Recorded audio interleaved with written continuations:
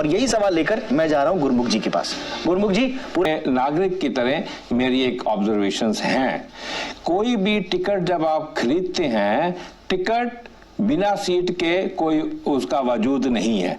ये world over जो एक पैटर्न बन रहा है। आप ये सजेस्ट कर रहे हैं सर कि मिनिस्ट्री को पैसेंजर राइट प्रोटेक्शन के लिए एक अलग क्लॉज लेकर आना चाहिए? कंट्रोल की जरूरत नहीं है, एक गाइडेंस, एक प्रोटेक्शन की जरूरत जरूर है। Absolutely sir.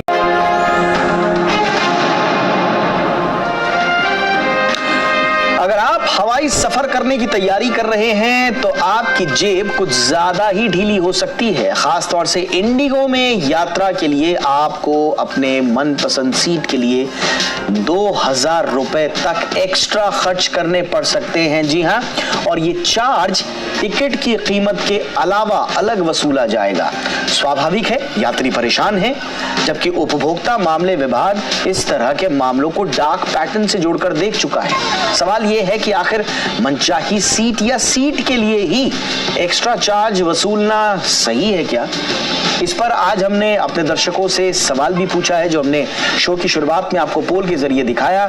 लोग इस पर प्रतिक्रिया भी दे रहे हैं। पूरे पोल के नतीजे आपको दिखाएंगे आगे, आपके कमेंट्स भी दिखाएंगे आगे। पहले ये रिपोर्ट देखिए, समझिए कि मामला क्या है, फिर हम आपको बताएंगे कि जी बिजनेस ने अपनी जो पड़ताल की है, जो हमें समझ में आ रहा है कि कहां गड़बड़ हुई है, इंडिगो को कहां नहीं करना चाहिए था, उस पर हम विस्तार से करेंगे चर्चा खास मेहमानों के साथ। पहले ये रिपोर्ट देखिए। Imagine if you have invested in Titan stock way back in 2010.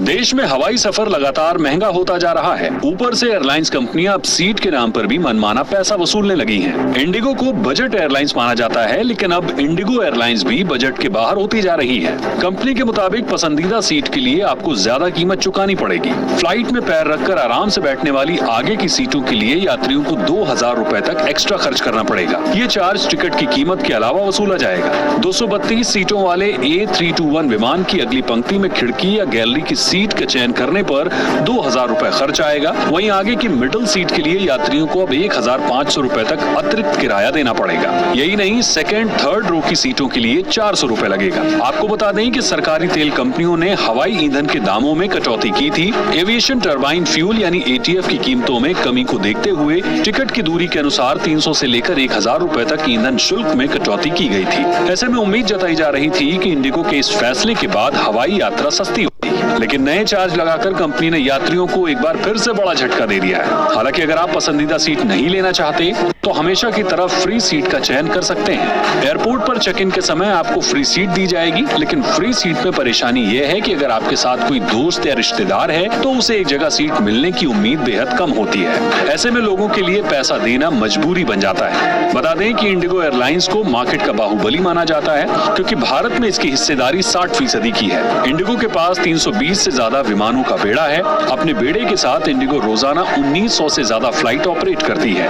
ये एयरलाइन 81 डोमेस्टिक डेस्टिनेशन और 32 इंटरनेशनल डेस्टिनेशन को कवर करती है। इंडिगो के बाद अब दूसरी एयरलाइंस भी टिकट सिलेक्शन के नाम पर चार्ज वसूल सकती हैं, जिसका सीधा असर हवाई यात्रियों पर होगा। हालांकि इंडिगो के नए चार्ज को लेकर लोग सोशल मीडिया पर अपना गुस्सा जाहिर कर रहे हैं। लोगों का कहना है कि एयरलाइन जब टिकट के पैसे ले रही है तो सीट के नाम पर वसूली क्यों की जा रही है। ब्यूरो रिपोर्ट, जी मीडिया।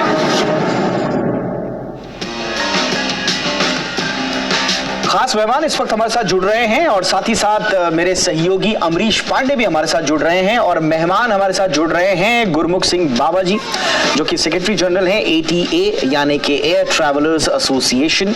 बहुत बहुत स्वागत है गुरमुख जी आपका हमारे शो पर। अमरीश, मैं सबसे पहले आपके पास आ रहा हूं, क्या इंडिगो ने इस बात की सफाई दी है कि उन्होंने ये कदम क्यों उठाया और क्या ये माना जाएगा कि ये एक इन्फॉर्म्ड डिसीजन लेने के लिए एक सहूलियत दे रहा है एक आम यात्री, एक आम ग्राहक को? देखिए, सबसे पहले आपने इंडिगो की बात की, तो इंडिगो से हम सवेरे से पूछ रहे हैं कि क्या आपने इस फैसले की कोई रिलीज, कोई घोषणा की है या सिर्फ वेबसाइट पर अपडेट किया, लेकिन अभी तक उनसे कोई आधिकारिक जानकारी नहीं मिल पाई है। लेकिन ये जरूर है कि इंडिगो ने अचानक बिना किसी पूर्व सूचना के अपनी वेबसाइट पर पुराने रेट्स की बजाय नए रेट्स अपडेट कर दिए हैं, जो कि एक इन्फॉर्म डिसीजन लेने के लिए ग्राहक के लिए एक बेहद असुविधाजनक तरीका है। क्योंकि आमतौर पर ग्राहक की प्रैक्टिस होती है, वो किसी ट्रैवल पोर्टल के जरिए टिकट बुक करता है या फिर किसी एजेंट के जरिए ट्रैवल बुक करता है, और जब भी हम टिकट खरीदते हैं तो हम टिकट का क्या दाम है वो देखते हैं, ना कि उसके आजू बाजू के जो टैक्सेस या फिर एक्स्ट्रा चार्जेस है वो देखते हैं। तो ये ग्राहक को एक इन्फॉर्म डिसीजन लेने के लिए बेहद गंभीर एक मसला है जरूर, क्योंकि अगर हम पुरानी शिकायतों को देखें जो कि एनटीएच पे थी, कंज्यूमर अफेयर्स मंत्रालय के अधीन अभी ये शिकायतें रही, जिसपे कि एविएशन रेगुलेटर और एविएशन मंत्रालय के बीच उनकी डिस्कशन अभी भी जारी है। एक निर्देश जरूर दिया गया था एविएशन मंत्रालय की तरफ से उन एयरलाइंस को कि इस तरह की जो प्रैक्टिस है, जिसको कि डार्क पैटर्न या फिर अनफेयर ट्रेड प्रैक्टिस कहा जाता है, इसको रोकने की जरूरत है। लेकिन इस फैसले से साफ दिखता है कि इंडिगो, जो कि सबसे बड़ा प्लेयर है एविएशन मार्केट में, कम से कम डोमेस्टिक मार्केट में तो है ही, वो अपनी मनमानी लगातार जारी किए हुए है। डार्क पैटर्न तो कहीं नहीं रोके उन्होंने। हाँ, ये जरूर है कि उन्होंने चार्जेस भी बढ़ा दिए हैं। जिस डार्क पैटर्न को रोकने की बात कही जा रही थी, उसको रोकने की बजाय उसके चार्जेस बढ़ा दिए। तो कुल मिलाकर एक ट्रांसपेरेंट डिसीजन नहीं है और ग्राहक को असुविधा वैसी की वैसी बनी हुई है। दीपक, और इसीलिए जी बिजनेस की जो आपने पड़ताल की है उसमें एक एक करके सिलसिलेवार तरीके से जो हमारा ऑब्जर्वेशन है, और वो एक तरह से सवाल है जी बिजनेस के, जो अभी अमरीश ने कहा। नंबर 1, एयरलाइंस ने बिना किसी पूर्व सूचना के वेबसाइट पर अपडेट कर दिया। आपने ग्राहकों को बताने का कोई इकोसिस्टम नहीं बनाया, उस तक सही जानकारी पहुंचे। ठीक है, आपने अपनी वेबसाइट में डाल दिया गुपचुप तरीके से, लेकिन इस बात की क्या गारंटी है कि हर कोई आपकी वेबसाइट पर आकर चेक कर रहा है कि आपके अपडेट्स क्या है क्या नहीं, जबकि आपके टिकट्स तो तरह तरह के प्लेटफॉर्म से मिल रहे हैं। तो क्या आपने इन्फॉर्म डिसीजन लेने में सहूलियत दी? ये एक बड़ा सवाल। दूसरा, ग्राहक को ट्रांसपेरेंट तरीके से जानकारी नहीं दी गई, ऐसा प्रतीत होता है इंडिगो के इस कदम से। तीसरा, डार्क पैटर्न प्रैक्टिस की शिकायतें भी यही तो बयां करती हैं। जो उपभोक्ता मामले के मंत्रालय ने 13-14 डार्क पैटर्न्स की सूची बनाई है, बाकायदा सचिव महोदय ने प्रेजेंटेशन दिया था मीडिया के सामने, उसमें यह भी था, और ये लगभग डार्क पैटर्न की कैटेगरी में ही फॉल हो रहा है। तो आपने डार्क पैटर्न से बाहर आने की बजाय उल्टा चार्जेस बढ़ा दिए, और तो एक और आपने काम कर दिया जिससे ग्राहक परेशान है। तो सवाल उठना लाजमी है। सरकार स्पष्ट कर चुकी है कि ग्राहक को पूरी जानकारी नहीं देना अनफेयर ट्रेड प्रैक्टिसेस है। तो खुद सवाल आप पूछिए कि क्या आपने जानकारी दी, क्या हमारे ग्राहकों को जानकारी सही तरीके से मिली, या ये एक सीमित, बिल्कुल सीमित एक तरह का जानकारी देने का तरीका था। इसके अलावा कोई भी एडिशनल चार्ज किराए के साथ स्पष्ट बताकर आपको लेना चाहिए, ये नियम है। लेकिन क्या आपने ये जो अचानक से बढ़ाया है, इसके पीछे का पूरा कोई कारण बताया है? नहीं बताया। तो एक सवाल उठना लाजमी है। इसके अलावा इन तरीकों के खिलाफ सिर्फ उपभोक्ता मामलों के मंत्रालय ही नहीं, बल्कि सिविल एविएशन मिनिस्ट्री जो है वो भी निर्देश दे चुका है कि इस तरह के आपको कदम नहीं उठाने चाहिए। इस तरह की पहले की ताकीद है, पहले के निर्देश हैं, लेकिन शायद ऐसा लगता है, प्रतीत होता है कि उन निर्देशों की अनदेखी हुई। और सबसे बड़ी बात यह है कि आपके टिकट के दाम कुछ और दिखते हैं प्लेटफॉर्म्स पर, जब तक आप उसको फाइनल बुक करते हैं तो दाम कुछ और होते हैं। ये जो छुप छुप के इधर उधर से जुड़ कर ये जो टिकट के दाम अंत में बढ़ जाते हैं, उससे तो एक आम यात्री परेशान होगा ही। 4000 का टिकट दिख रहा है, बुक करते उसको 6, 6.5, 7,000 लग जाते हैं। तो ये क्या ग्राहकों के साथ धोखा नहीं है? ये है हमारा अंतिम सवाल कि क्या ये ग्राहक के साथ धोखा नहीं है? और यही सवाल हमने अपनी जनता से भी पूछा है, और यही सवाल लेकर मैं जा रहा हूं गुरमुख जी के पास। गुरमुख जी, पूरा मामला आपके पास, आप एक बड़ी जिम्मेदार संस्था को रिप्रेजेंट कर रहे हैं यहाँ पर। सर, आपको प्रथम दृष्टया क्या लग रहा है, क्या ये ग्राहक के साथ धोखा नहीं है? सर दीपक डोभाल जी, सबसे पहले तो आपका शुक्रिया और जी न्यूज़ बिजनेस का शुक्रिया कि आपने इस मुद्दे को उठाया है Thank you, sir. और इसको जनता के सामने लेके आए हैं। मैं एयर ट्रैवल एसोसिएशन का सेक्रेटरी जनरल हूं, पर मैं सबसे पहले एक पैसेंजर हूं। मेरी ऑब्जर्वेशन एज ए पैसेंजर और as a air traffic fraternity से जुड़े हुए नागरिक की तरह मेरी एक ऑब्जर्वेशंस हैं। कोई भी टिकट जब आप खरीदते हैं, टिकट बिना सीट के कोई उसका वजूद नहीं है, तो टिकट के साथ सीट आपको मिलनी ही मिलनी है अगर आप सीट खरीद रहे हैं। और ये मुद्दा आपने उठाया है, इससे पहले ये मुद्दा पार्लियामेंट में, लोकसभा में दिसंबर में हो चुका है, तो इससे ये बहुत क्लियर हो रहा है कि ये हाईएस्ट लेवल पर फ्लैग हो गया है। और वहां पर भी ये बताया गया है कि अगर आप एक टिकट खरीदते हैं और टिकट के साथ आपको सीट तो मिलनी ही मिलनी है।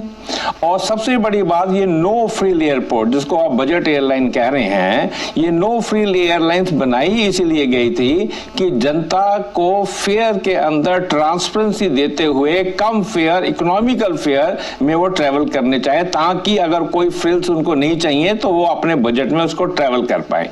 पर अगर अब आप अपने फ्रिल्स को ही सेल करना शुरू कर देंगे तो it will be just like killing the golden goose, because we want to be passenger friendly, travel friendly, and that way we should enhance our transparency towards the passengers. Now if I see over a period of time, आपने बताया कि लोगों ने airport के ऊपर delay, देर से जाने का एक पैटर्न डेवलप करा है, ताकि वो सोचते हैं कि अगर मैं सीट बुक नहीं करूंगा और जब मैं एयरपोर्ट पर अगर लेट जाऊंगा तो जो सीट बची होगी, जो उनकी बिकी नहीं है, वो मेरे को मिल जाएगी। तो we are encouraging unethical practice, we are encouraging disturbances at the airport, and we have started selling the frills. And also अगर हम ये देखें कि एयरलाइंस का काफी expenditure on delay flight, on cancellation of flight और ओवर बुकिंग फ्लाइट्स के ऊपर होता है, जिसके ऊपर रिस्पेक्टिव कार्स डीजीसी के बने हुए हैं। ऐसे ही कार उन्होंने कंज्यूमर प्रोटेक्शन के लिए भी बनाए हुए हैं। एक अगर उनकी 11 कैटेगरी बाकी स्कीम्स के लिए है, एक कैटेगरी अब डेडिकेट करनी पड़ेगी consumer protection and consumer facilitation, that means passenger facilitation and passenger right protection. जब तक हम पैसेंजर राइट प्रोटेक्शन की बात नहीं करेंगे, वर्ल्ड ओवर जो एक पैटर्न बन रहा है, लोग नो फ्रिल एयरलाइंस को वर्चुअली एक्सप्लॉयटेशन ऑफ पैसेंजर्स की कैटेगरी में डाल रहे हैं, वो तभी रुकेगा। आप ये सजेस्ट कर रहे हैं सर कि मिनिस्ट्री को पैसेंजर राइट प्रोटेक्शन के लिए एक अलग क्लॉज लेकर आना चाहिए? ऑलरेडी है, पर वो एक दो क्लास से नहीं होगा, क्योंकि जैसे आपने बताया डे बाय डे ट्रेंड बढ़ता जा रहा है और एयरलाइंस नए नए तरीके इजाद कर रहे हैं पैसेंजर्स को फ्ली करने के लिए। इसलिए हमें प्रोटेक्शन करने के लिए एक अलग सेक्शन ही बनाना पड़ेगा। अगर डीजीसी के 11 सेक्शन है कार के, 12वां सेक्शन हमें consumer protection, passenger protection, passenger facilitation के लिए बनाना चाहिए। जो ऑलरेडी कार हैं वो सेक्शन में डाल देनी चाहिए और नए कार हमारे को लेके आने चाहिए जी। क्योंकि बट सर आपको समझ में क्या आ रहा है, जैसे जब अब ये कोई भी एयरलाइन हो, सिर्फ एक एयरलाइन की बात हम नहीं कर रहे, कोई भी एयरलाइन हो, उनको ये सीधा सीधा स्पष्ट बताने में क्या दिक्कत है कि इस फ्लाइट का किराया अमुक जगह से अमुक जगह तक इतना पड़ेगा, ये बताने में दिक्कत क्या है? एक ग्राहक आएगा, वो देखेगा कि हाँ मेरी हैसियत है, मेरी जेब अलाउ कर रही है कि मैं इस टिकट को खरीदूं या नहीं। ये लोगों को भ्रमित करना क्यों? ये आपको क्या समझ में आया सर? 3000 रुपए का टिकट दिखता है, आदमी सोचता है कि हाँ 3000 रुपए तो मैं अफोर्ड कर सकता हूं, थोड़ा बहुत 150-200 ऊपर नीचे हो जाएगा। दिक्कत ये है कि 3000 की टिकट जब 5000, 5500 में तब्दील हो जाए, तो ये तो एक तरह से उसको आप ट्रैप में फंसा रहे हैं। जो ग्राहक आपके लिए कारोबार लेकर आ रहा है, आपका कारोबार जिससे फल फूल रहा है, उस कारोबार उस ग्राहक को अंधेरे में रख के आपको मिलेगा क्या? आपको क्या समझ में आया सर, ऐसा क्यों करते हैं लोग? मैंने आपको पहले ही बताया, this is a simple marketing technique that you show something else and sell something else, जो कि एक अच्छा healthy practice नहीं है. And I mentioned that if airlines continue to do this, they are killing a golden goose, because people have high expectations, and the people who will have a turnover demand from the air travel, then it will be very difficult to revive. Government ने बहुत मेहनत मुशक्कत के साथ इस sector को revive करा है. Government ने नई उड़ान की स्कीमें लेके आई है. गवर्नमेंट ने नए एयरपोर्ट्स बनाए हैं. उन एयरपोर्ट्स का यूटिलाइजेशन तभी होगा जब हम ट्रांसपेरेंसी पैसेंजर प्रोटेक्शन के थ्रू लेके आएंगे. और ऐसे बहुत सारे केसेस भी हुए हैं जहां पर फ्लाइट कैंसिल हो गई, लोगों को पैसे का रिफंड नहीं मिला, and the people have to go at the highest level to complain, and they got some benefit but they were not fully compensation. तो वो ये मुद्दे हमारे पास एज एयर ट्रैवल एसोसिएशन भी आते हैं, पर क्योंकि हम इंडिविजुअल कॉज नहीं अटेंड करते हैं, हम जेनरिक कॉज को अटेंड करते हैं, इसलिए उनका मैं अभी इंडिविजुअल्स का यहाँ पर रेफरेंस नहीं दे सकता, but it is increasing day by day. Sir, हमारे पास सोशल मीडिया पे जो लोगों के रिएक्शंस आए हैं, अब वो तो सर टेस्टिमनी है. जो रिएक्शंस आए हैं, हम सारे के सारे रिएक्शंस को तो समाहित नहीं कर सकते, लेकिन हमारी गुजारिश होगी जितने भी दर्शक हमें देख रहे हैं, हमारे सोशल मीडिया पेजेस पर जाएं, एक्स पर जाएं, आप इंस्टाग्राम पर जाएं, आप फेसबुक पर जाएं, जहां जहां हमने पोल चलाए हैं उनमें रिएक्शंस देखिए. आप रिएक्शंस देखिए और आपको अंदाजा होगा कि लोग क्या क्या कह रहे हैं, किस तरीके से अपनी बातें कह रहे हैं. देवाशीष दत्ता साहब इतना लंबा चौड़ा इन्होंने लिखा है कि किस तरह से धोखाधड़ी हो रही है. ये अनफेयर ट्रेड प्रैक्टिसेस में क्या आता है, अब ये सरकार को तय करना है, और क्या वाकई में ग्राहकों के साथ ये जो नाइंसाफी हो रही है उसके लिए अब क्या सरकार कोई हस्तक्षेप कर सकती है. रिएक्शंस लोगों के आपके सामने हैं. एक रिएक्शन नहीं है हमारे पास, जैसे हमने कहा कि कई सारे रिएक्शंस हैं. लोग कह रहे हैं कि भाई हम खड़े होके चले जाए क्या, अगर आप सीट नहीं दे रहे हैं तो. इस तरह के रिएक्शंस आ रहे हैं. इसमें कोई शक नहीं है, हमने अपनी रिपोर्ट में भी बताया था कि फ्री की सीट्स ऑफर की जाती है, कुछ परसेंटेज है फ्री की सीट्स का, लेकिन उनकी शर्तें जो है लोगों को संभवतः कभी कभी पसंद नहीं आती हैं. 2 लोगों को अगर आपको करना है, 2 लोगों को ऑटोमेटिकली अगर आप सीट सिलेक्शन वाला स्किप कर देंगे तो रैंडमली सीट मिल जाएगी, साथ में मिलेगी नहीं मिलेगी, यू नेवर नो. इसके अलावा आप रातों रात अचानक से जो सिलेक्शन सीट का सिलेक्शन का दाम है वो बढ़ा देते हैं और लोगों को इन्फॉर्म नहीं करते हैं. इन्फॉर्म करते हैं तो अपनी वेबसाइट पर आप ये सोच कर चलते हैं, मान कर चलते हैं कि हमारी वेबसाइट पर आकर हर घड़ी हर 5 मिनट में व्यक्ति चेक करेगा. तो ये तो देखिए ये नाइंसाफी है, ऐसा लोग मानते हैं. तो ये है वो रिएक्शंस. और पोल का नतीजा देख लेते हैं. हमने आज का पोल कराया था कि क्या सीट के लिए एक्स्ट्रा चार्ज लगाना जायज है, और लोगों के फाइनल जो कमेंट है वो आपके सामने है, और रिएक्शन आपका जो फाइनल पोल है वो आप टीवी स्क्रीन पर देख रहे हैं. 86% लोग कह रहे हैं कि नहीं, ये बिल्कुल भी जायज नहीं है. 14% लोग फिर भी कह रहे हैं कि हाँ हो सकता है ये जायज हो सकता है उनके दिमाग में हो कि भाई कारोबार किस तरह से किया जाएगा, लेकिन मेजॉरिटी 86% लोग कह रहे हैं कि बिल्कुल भी जायज नहीं है. और ये सिर्फ हाँ या ना में लोगों ने जवाब नहीं दिया है. जैसा हमने आपको बताया कि आप सिलसिलेवार तरीके से आप कमेंट्स देखिए, कमेंट्स पढ़िए, आपको फिर समझ में आएगा कि ये आम आदमी को चुभने वाला मुद्दा है, ये आम आदमी की जेब पर भारी पड़ने वाला मुद्दा है, इसीलिए लोग खुलकर इतना रिएक्शन दे रहे हैं. तो इसलिए हम ये चाहते हैं कि इसमें कम से कम इंसाफ मिले लोगों को. लेकिन इंसाफ कैसे मिले? सर, मेरा आखिरी सवाल अब आपसे होगा, इसमें सर आप कहीं सरकार की भूमिका देखते हैं? सरकार ने बहुत कुछ करा है, पर कुछ और करने की जरूरत है. और सरकार की भूमिका है, क्योंकि जब ये low cost airlines, no frill airlines बनाई गई थी, उसके अंदर मेन मुद्दा यही था कि इनको थोड़ी सी फ्रीडम दी जाए, और ताकि ये पैसेंजर्स को एक ऑप्शन दे पाए, पैसेंजर अपने फेयर को कम खर्चा करके ट्रेवल कर पाए, ना कि उसको एक्सप्लॉइट करा जाए. अब अभी सिचुएशन ये आ गई है, उस नो फ्रिल्स को एक्सप्लॉइट किया जा रहा है। उस एक्सप्लॉइटेशन को प्रोटेक्शन के लिए गवर्नमेंट की मदद की जरूरत है, क्योंकि बिना गवर्नमेंट के कोई सुधार संभव नहीं है। अनएथिकल प्रैक्टिसेस को स्टॉप करना, उसके लिए एक डेटरेंट बनाना बहुत जरूरी है। और गवर्नमेंट के जितने भी कार्यक्रम, नए एयरपोर्ट्स बनाना, नए रूट्स बनाना और टूरिज्म और एविएशन को प्रमोट करना, वो सब पर नेगेटिव इम्पैक्ट पड़ेगा अगर हम इस टाइप की प्रैक्टिसेस को और एविएशन में ट्रैवलर्स को डिस्करेजमेंट को नहीं रोक पाएंगे। तो इसलिए यस, गवर्नमेंट की जरूरत है, इंटरवेंशन की जरूरत है, कंट्रोल की जरूरत नहीं है, एक गाइडेंस, एक प्रोटेक्शन की जरूरत जरूर है। एब्सोल्युटली सर, ये तो देखिए इंडस्ट्री खुद कहती है कि हमें डंडे की आवश्यकता नहीं है, और कोई भी इंडस्ट्री नहीं चाहेगी कि सरकार का 24 घंटे उसके ऊपर डंडा रहे। लेकिन आप माहौल ऐसा बना दीजिए ना कि आपको बोलने की आवश्यकता ही ना पड़े। आप माहौल ऐसा बनाइए कि यात्री जो है वो सरकार से ये गुजारिश ना करें कि आप आकर मोर्चा संभालिए, हमको तो कोई कुछ मान नहीं रहा है, एक यात्री को कोई कुछ मान नहीं रहा है, एक यात्री को पूछ नहीं रहा है, मनमानी चल रही है, तो फिर सरकार के इंटरवेंशन की जरूरत होगी ही नहीं। ये तो आपके ऊपर है। लेकिन अगर आप हदों को पार करेंगे तो स्वाभाविक रूप से यात्रियों का गुस्सा जिस तरह से हमारे कमेंट्स में फूट रहा है वो फूटेगा, और जवाब फिर अंततोगत्वा देना पड़ेगा आपको ही। शुक्रिया सर, आपने वक्त निकाला हमारे लिए, हमारे दर्शकों के लिए। जी सर कुछ कहना चाह रहे हैं? मैं ये कह रहा था, एक रिसेंट एग्जांपल देखिए, अभी लास्ट ईयर एयरपोर्ट्स के ऊपर कंजेशन की प्रॉब्लम हुई थी। मंत्री जी सीधा एयरपोर्ट पर एक विजिट करने से ही इम्पैक्ट हो गया, सब कुछ सुधार होना शुरू हो गया, रिवर्सल स्टार्ट हो गई।